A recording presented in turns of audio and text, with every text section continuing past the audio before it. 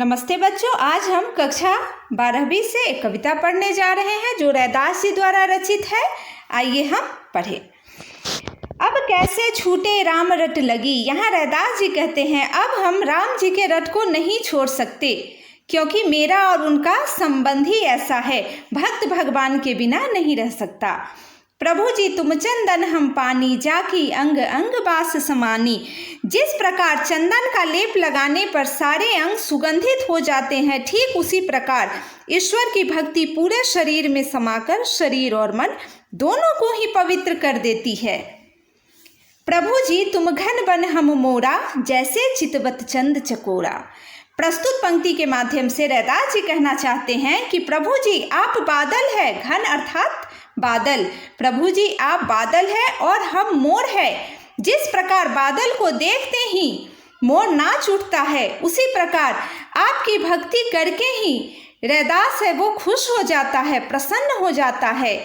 और एक और एग्जाम्पल दिया गया है, जैसे चितवत चंद चकोरा। जिस प्रकार चकोर नामक पक्षी रात भर चंद्रमा को एक टक देखते रहता है, इसे कब हम पाले, वो चंद्रमा को पाने की आस रखता है, ठीक उसी प्रकार यहाँ रैदास जी भगवान को पा लेना चाहते हैं।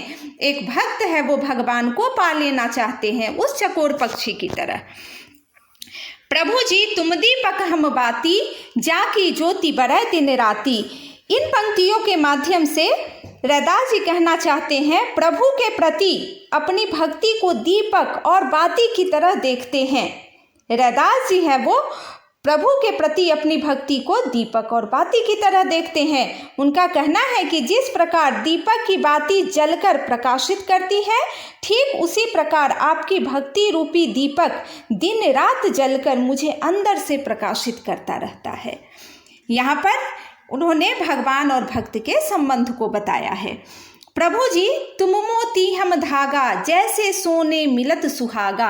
इन पंक्तियों के माध्यम से रैदास जी कहना चाहते हैं कि प्रभु जी आप मोती है और मैं धागा हूँ। यानी कि जब मोती और धागा को अलग अलग रखा जाए तो उसका वैल्यू है, मूल्य है वो कम हो जाता है।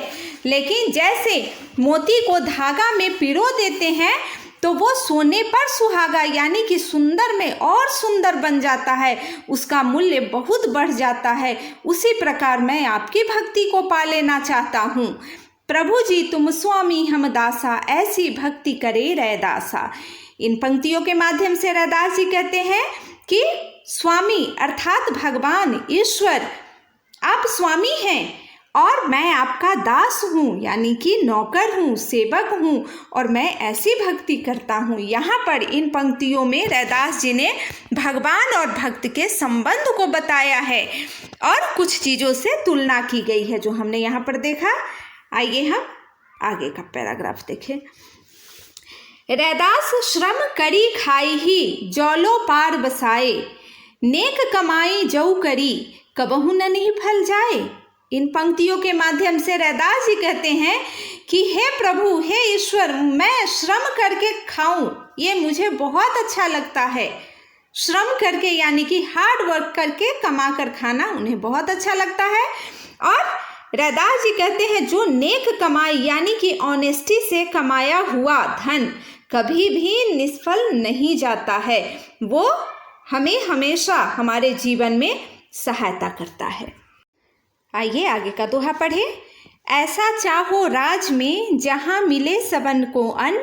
छोटा बड़ो सब सम बसे, रैदास रहे प्रसन्न। यहाँ रैदास जी ने एक ऐसे राज्य की कल्पना की है जहाँ सबको समान रूप से अन्न मिले, यानी कि कोई भी भूखा न सोए। उनके राज्य में ऐसे राज्य की कल्पना की है और कहते हैं छोटा बड़ो सब सम बसे, यानी कि उस राज्य में कोई भी भेदभाव न हो, छोटा और बड़ा किसी को न समझा जाए, सब इक्वल हो, सब समान हो। सम यानी कि समान, सब यानी कि सब, सारे लोग समान हो। और ऐसे राज्य में रैदास जी कहते हैं तभी हम प्रसन्न रह सकते हैं। रैदास रहे प्रसन्न, यानी कि यहाँ रैदास जी प्रसन्न है। धन्यवाद बच्चों।